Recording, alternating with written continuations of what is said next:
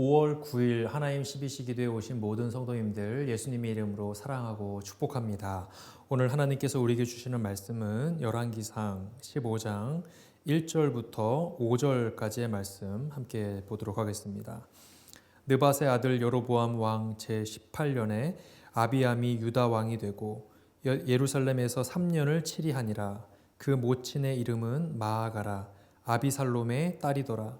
아비암이 그 부친의 이미 행한 모든 죄를 행하고 그 마음이 그 조상 다윗의 마음 같지 아니하여 그 하나님 여호와 앞에 온전치 못하였으나 그 하나님 여호와께서 다윗을 위하여 예루살렘에서 저에게 등불을 주시되 그 아들을 세워 후사가 되게 하사 예루살렘을 견고케 하셨으니 이는 다윗이 햇사람 우리아의 일 외에는 평생에 여호와 보시기에 정직히 행하고 자기에게 명하신 모든 일을 어기지 아니하였음이라. 아멘. 자, 솔로몬 이후에 이제 이스라엘 백성들은 이스라엘 공동체는 둘로 쪼개지게 됩니다. 그래서 분열 왕국의 시대를 맞이하게 되죠. 르호보암과 여로보암이 이름도 비슷한 이 두 사람이 각각 남유다 또 북이스라엘을 통치하게 되죠. 하나님께서는 사실 이 같은 민족이기 때문에 뿌리가 같기 때문에 서로 다투거나 싸우는 것을 금하셨음에도 불구하고 이들은 지속적으로 싸움을 하고 또 전쟁을 벌였던 것을 우리는 보게 됩니다. 어제 말씀이었던 14장 후반부에 보게 되면 르호보암과 여로보암 사이에 항상 전쟁이 있었다 이런 내용들이 나오고 있고 또 오늘 우리가 읽지는 않았지만 6절에도 보게 되면 르호보암과 여로보암 사이에 사는 날 동안 계속해서 전쟁이 있었다라는 내용들이 계속해서 반복해서 나오고 있어요. 그러니까 이 르호보암, 여로보암 즉 남유다와 북이스라엘 간에 다툼은 계속해서 진행이 있었다. 하나님께서 그것을 금하셨음에도 불구하고 그런 모습이 반복되고 있었다라고 하는 것을 우리는 기억해야 합니다. 어느덧 시간이 지나고 난 다음에 이제 르호보암은 17년간의 통치를 마치고 이제 역사의 뒤안길로 사라지게 됩니다. 그리고 르호보암의 뒤를 이어서 남유다의 2대 왕으로 그의 아들이었던 아비암이 이제 왕위를 계승받게 되죠. 여러분 1절 말씀을 함께 다시 한번 보도록 하겠습니다. 시작. 느밧의 아들 여로보암 왕 18째 해에 아비암이 유다 왕이 되었다.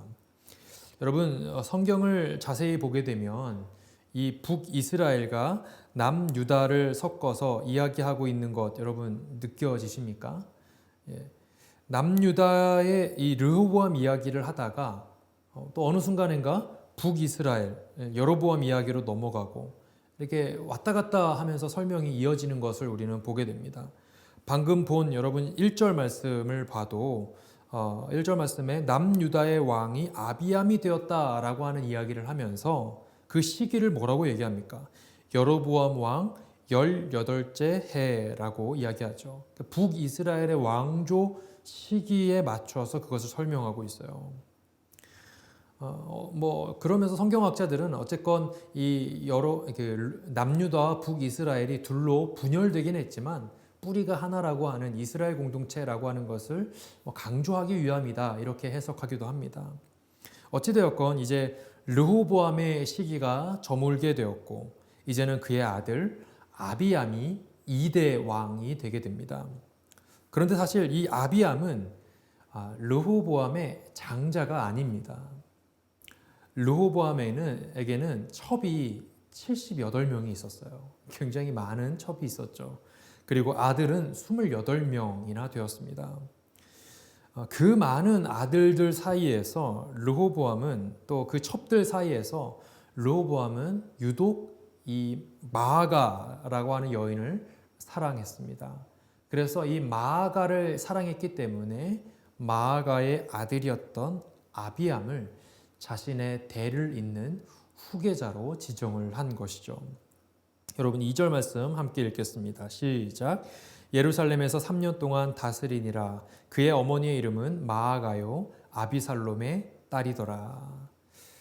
그의 어머니 이름은 마아가요 하면서 그 마아가가 누구냐? 아비살롬의 딸이더라라고 돼 있어요. 여기서 말하는 아비살롬은 여러분 압살롬을 얘기합니다. 여러분 압살롬이 누굽니까?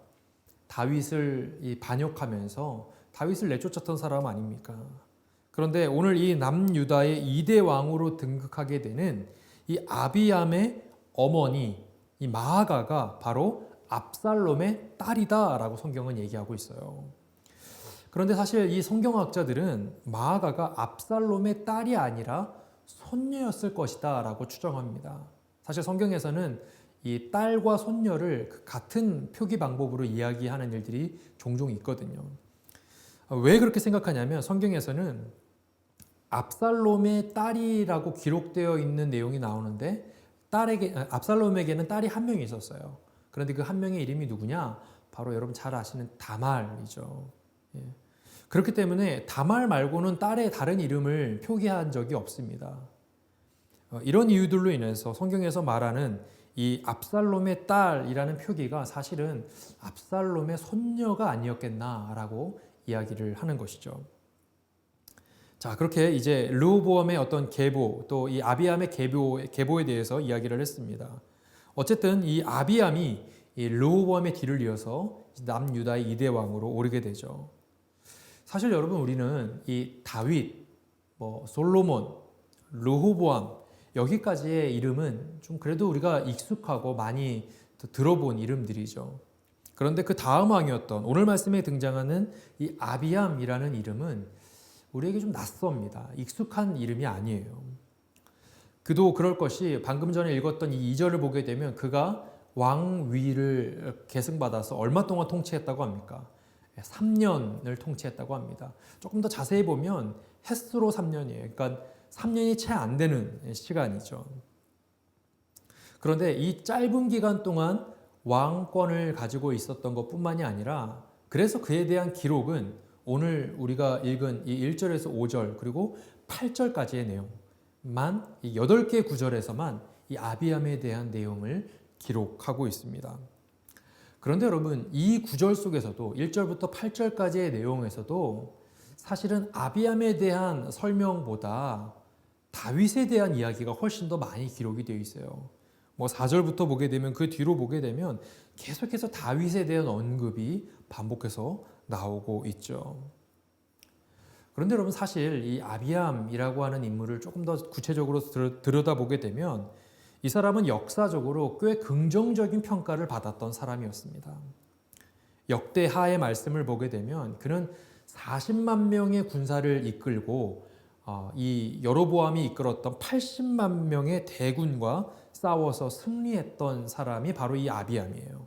그러니까 절반밖에 안 되는 군사력으로 맞서 싸워서 승리를 쟁취했던 그런 사람이 바로 아비암이죠. 그는 타고난 전략가였고 꽤 유능한 리더였던 것으로 보입니다. 게다가 여러분 역대하 13장 21절 말씀을 보게 되면 이런 내용이 나옵니다. 아비야는 점점 강성했다. 여기서 말하는 아비야는 아비암에 대한 다른 표기예요.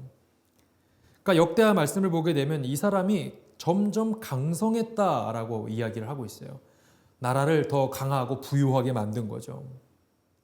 여러분 이런 사실들을 유추해 보았을 때 르호보암의 뒤를 이어서 이 남유다를 이끌었던 아비암이라고 하는 이 사람에 대한 역사적인 평가는 나라를 점점 강하고 부유하게 만들었던 왕, 수적으로 불리한 전쟁에서도 자국의 승리를 이끌었던 꽤 성공했던 왕, 꽤 그래도 능력이 있는 리더로 인정받았던 것이 이 아비암에 대한 역사적인 평가인 것이죠. 그렇습니다, 여러분. 사람들의 관점에서 또 이 역사적인 관점에서 봤을 때 아비암은 그래도 꽤 성공적으로 나라를 이끌었던 왕이었습니다. 그러나 여러분, 하나님께서는 그를 어떻게 평가했을까요? 그에 대한 하나님의 평가는 조금 달랐습니다. 여러분 3절 말씀을 우리 함께 읽겠습니다. 시작. 아비암이 그의 아버지가 이미 행한 모든 죄를 행하고 그의 마음이 그의 조상 다윗의 마음과 같지 아니하여 그의 하나님 여호와 앞에 온전하지 못하였으나. 여러분 이 구절을 자세히 보십시오. 아비암이 왕위에 오르고 그가 그의 아버지가 이미 행했던 모든 죄를 행했다라고 얘기합니다.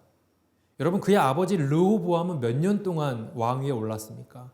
네, 17년 동안 있으면서 온갖 우상 숭배와 가증한 일을 행했죠.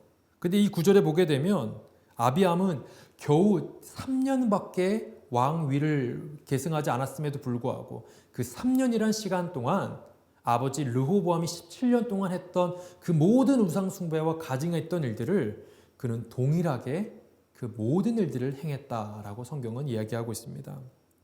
그리고 가장 결정적으로 뒤에 뭐라고 하고 있어요? 하나님 앞에 온전하지 못했다라고 얘기하고 있죠.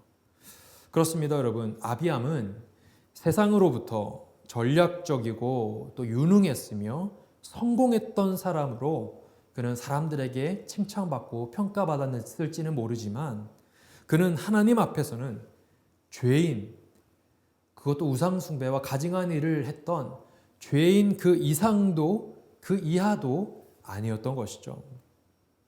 오히려 그는 다윗이라는 사람과 비교되면서 그가 하나님 앞에 온전하지 못한 사람이었다라는 이야기를 듣게 되더라는 것이죠.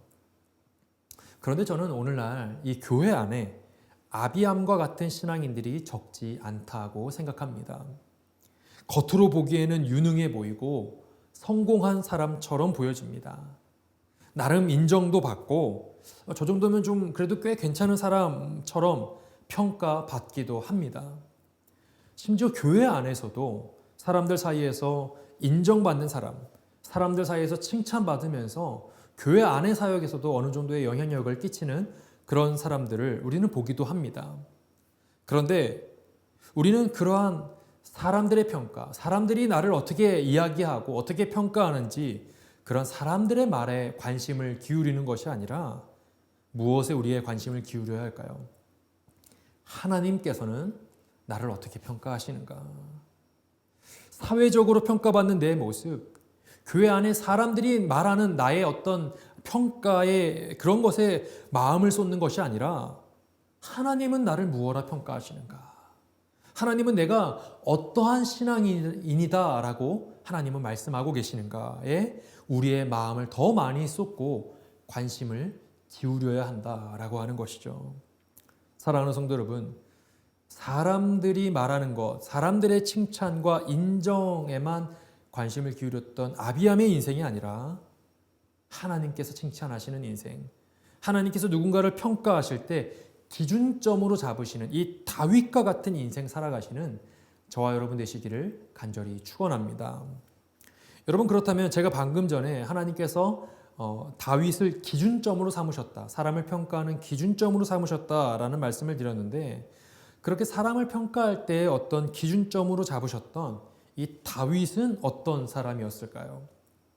여러분, 3절에는 다윗에 대한 짧은 평가가 나옵니다. 여러분, 3절 말씀 다시 한번 봅니다. 시작. 아비암이 그의 아버지가 이미 행한 모든 죄를 행하고 그의 마음이 그의 조상 다윗의 마음과 같지 아니하여 그의 하나님 여호와 앞에 온전하지 못하였으나. 여러분, 여기서 말하는 온전하지 못했다라는 이 말을 원어로 보게 되면 완전하지 못했다라는 말과 같습니다. 그러니까 그의 마음이, 즉 아비암의 마음이 다윗과 같지 않아서 그가 하나님 앞에 완전하게 서지 못했다라는 거예요. 그럼 쉽게 말해서 뭡니까?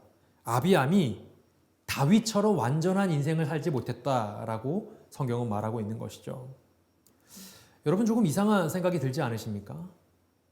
지금 예를 들어서 기준점으로 삼았던 이 다윗, 여러분, 이 다윗이 정말 하나님 앞에 완전한 모습으로, 온전한 모습으로 살았던 사람입니까?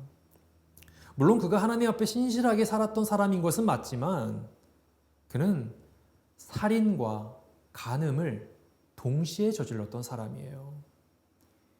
일반적인 예수 믿지 않는 사람들도 짓기 어려운 그런 힘든 죄를 동시에 지었던 사람이 바로 다윗이죠. 그래서 여러분 5절 말씀에도 뭐라고 합니까? 5절 말씀 보십시오. 이는 다윗이 햇사람 우리아의 일 외에는 평생에 여호와 보시기에 정직하게 행했다라고 하잖아요. 우리아에게 행한 그 일 외에는 그가 그래도 정직하게 행했다. 여러분, 이거 외에는 그래도 이 사람이 정직했다라는 그 말 자체가 무엇입니까? 완전하지 못하다는 거잖아요. 요거 제외하고 라는 말은 티끌이 있다는 거예요. 온전하지 못했다라는 것이죠. 그럼에도 불구하고 성경은 지금 다윗을 뭐라고 평가하고 있습니까? 그가 다윗과 같이 완전한 삶을 살지 못했다. 온전한 인생을 살지 못했다라고 말하고 있는 것이죠. 여러분, 우리는 이것을 어떻게 봐야 할까요? 여러분, 우리는 이것을 이신칭의의 개념으로 우리가 오늘 말씀을 이해할 수 있습니다. 여러분, 이신칭의가 뭡니까? 우리가 믿음으로 말미암아 의롭다고 칭해 주시는 것이죠. 이신, 믿음으로 말미암아 칭의, 의롭다고 칭해 주시는 거예요. 진짜로 의롭다는 것이 아니라 의롭다고 칭해 준다. 그렇다고 인정해 준다는 거예요. 여러분, 우리가 복음을 받아들이고 예수를 믿기로 결단하고 나면 우리가 무엇을 얻습니까? 구원을 얻게 되잖아요. 그런데 그 구원은 우리가 의인이 되었기 때문에, 그럴 만한 자격이 생겼기 때문에 얻어지는 구원이 아니라 여전히 우리는 죄인이에요. 여전히 우리는 완전함에 이룰 수 없는 연약한 사람들이지만, 그럼에도 불구하고 하나님께서는 우리를 어떻다고 인정해 주시는 거예요. 너희들 잘했다. 너희들 의롭다라고 칭해 주시고 그렇다라고 인정해 주시더라는 것이죠. 여러분, 실제로 의로운 게 아니라 의롭다고 칭해 주시는 거. 그래서 칭의인 것입니다. 그렇습니다, 여러분. 다윗은 죄가 분명히 있었어요. 아니, 너무나도 큰 죄가 2개나 있었던 사람이죠. 그렇지만 그는 나단 선지자의 권면을 듣고 그는 즉각적으로 회개하고 돌이키지 않습니까? 나를 주님 앞에서 멀리하지 마시고 주의 성령을 거두지 말아달라고 통렬한 회개로 주님 앞에 엎드리지 않습니까? 하나님께서는 그의 돌이킴을 귀하게 여기신 거예요. 하나님께서는 그가 지었던 그의 죄를 기억하신 것이 아니라 그의 돌이킴을 기억해 주시고, 후대의 왕들을 평가함에 있어서도 너는 다윗과 같이 온전하지 못하구나. 다윗의 기준으로 봤을 때 너는 그래도 어느 정도 그 기준에 부합하구나. 이렇게 다윗을 어떤 사람을 평가하는 기준점으로 삼아서 말씀하고 계시더라는 것이죠.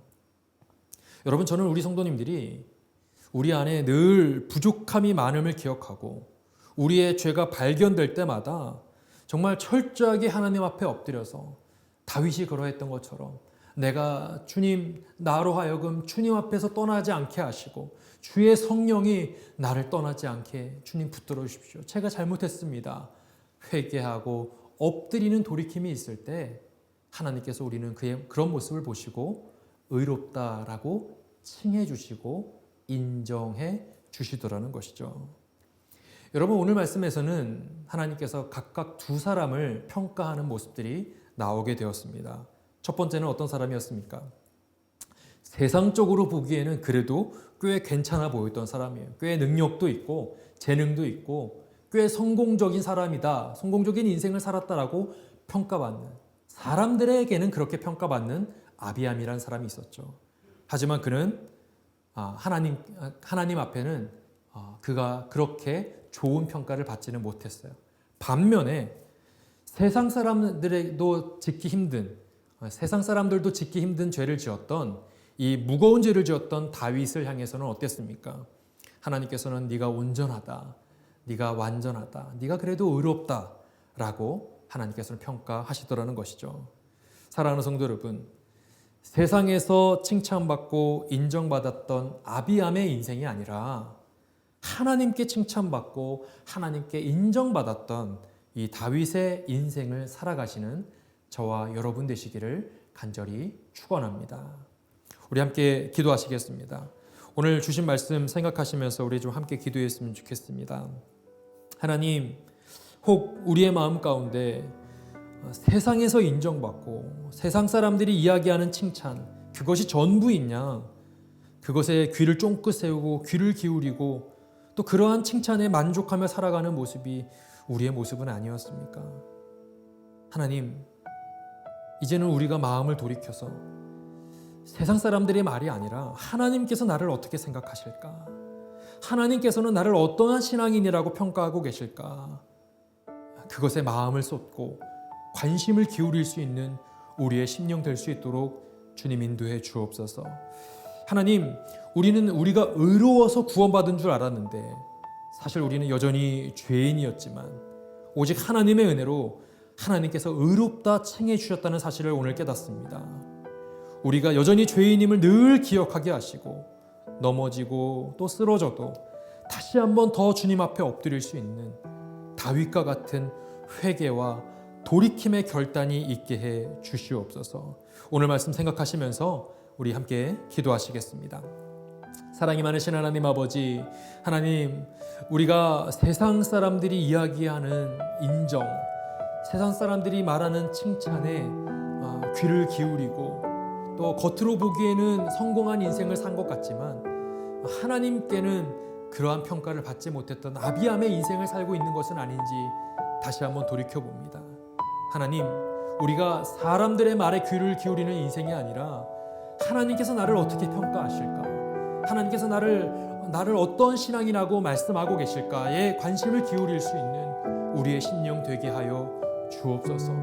하나님, 내가 선줄로 생각하는 자는 넘어질까 조심하라고 했는데 날마다 주님 앞에 꿇어 엎드려 우리가 여전히 죄인임을 늘 잊지 않게 하시고 하나님께서 부어주시는 그 은혜로 말미암아 의롭다고 칭해 주셨음을 늘 잊지 않게 하시고 마침내 주님 앞에 섰을 때 하나님께만 칭찬받을 수 있는 우리 모든 심령들 다 될 수 있도록 주님 은혜를 베풀어 주옵소서. 우리 한 번 더 기도하기 원합니다. 이 시간 기도할 때 우리 교회, 우리 새누리교회와 또 우리 교회가 감당하고 있는 사역들을 놓고 이 시간 기도하기 원합니다. 우리 담임 목사님 안식월 기간에 들어가셨는데 이 시간이 참된 안식과 쉼의 시간이 될 수 있도록 그리고 우리 교회가 다시금 새로운 챕터를 준비할 수 있는 은혜의 시간이 될 수 있도록 해달라고 함께 기도해 주시고 또 그 기간 동안 우리 부교육자들과 우리 평신도 리더십들이 한 마음이 되어서 우리 사역의 공백 없이 우리 사역의 흔들림 없이 우리 교회 사역이 하나님 앞에 아름답게 쓰임 받을 수 있도록 해달라고 우리 함께 기도해 주시기를 원합니다. 우리 교회 많은 사역들, 선교 사역과 또 다음 세대 사역들, 성경 공부와 제자 훈련, 전도 구제 사역들, 예배 사역들, 모든 사역들이 하나님의 은혜 가운데 잘 진행되게 하시고 사람의 마음을 기쁘시게 하는 것, 거기서 그치는 것이 아니라 오직 하나님의 마음을 기쁘시게 하고 하나님의 마음을 시원케 해드리는 우리 교회 사역 될 수 있도록 해달라고 교회 사역과 우리 교회 공동체를 놓고 우리 이 시간 함께 기도하시겠습니다. 사랑이 많으신 하나님 아버지, 우리 새누리교회를, 우리 공동체를 주님께 올려드리며 이 시간 기도합니다. 우리 교회가 감당하고 있는 많은 사역들이 있는데 이 많은 사역들이 정말 하나님의 기쁨이 되고 하나님의 마음을 시원케 해드리는 귀한 사역들 다 될 수 있도록 주님 은혜를 베풀어 주시옵소서. 담임 목사님 안식월 기간 동안 하나님 이 모든 시간들이 하나님 정말 참된 안식과 쉼의 시간이 되게 하시고 우리 교회가 새로운 도약과 새로운 부흥을 준비하는 귀한 시간 될 수 있도록 주님 은혜를 베풀어 주시옵소서.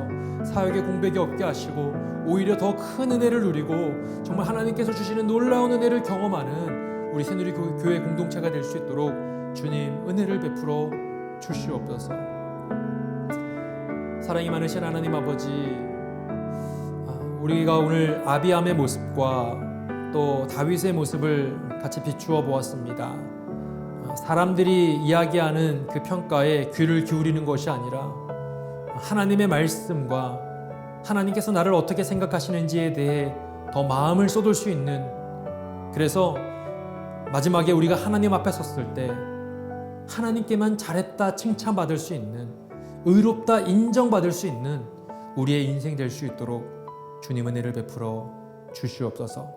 감사드리며 사랑이 많으신 예수님의 이름으로 기도드리옵나이다.